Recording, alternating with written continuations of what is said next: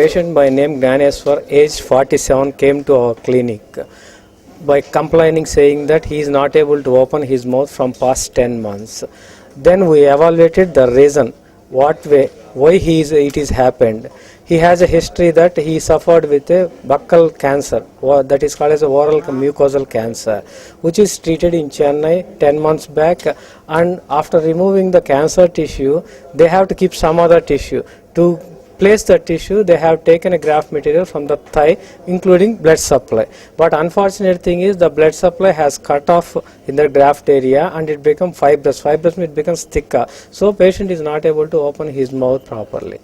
Once the patient is suffering from past 10 months without having food and all that, even we consulted a lot of oncologists regarding the surgical part, how to rectify the patient. But everyone says that no need to touch the patient because it's a high risk cancer patient.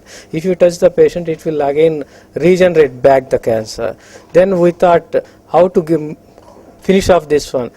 Still the Gnaneswar Rao, he wants to come. He wants to get rid of it. Every day he used to come and sit in my reception area, and he is sadly keeping his face and asking, "Sir, when you are going to rectify this one, sir? It's horrible for me. Whether you will rectify or you want me to go and commit some suicide attempts, because I have to take some food, at least a food to generate this one."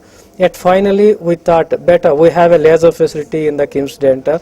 We can clear that one, we can try that one with our lasers. Whether it is success or not, that is a secondary issue.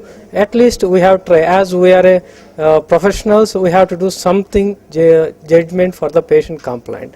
We tried and we succeeded. Now the patient can able to open his mouth with 2 finger breadth, and he is having his food comfortably, and he is so happy.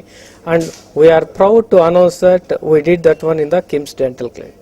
Procedure called as fiberectomy with lasers.